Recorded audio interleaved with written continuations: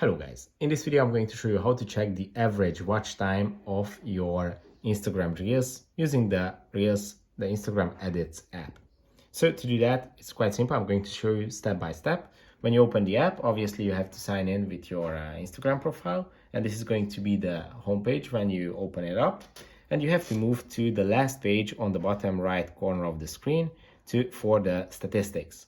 And here you can see all the stats of your profile. Obviously, here you can view the summary, and here you can see all your reels individually.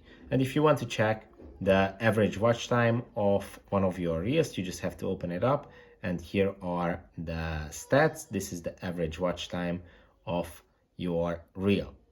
You can check it for each reel individually, and yeah. I hope this video was helpful for you. If it was, please consider sending a super thanks donation, and see you in the next one.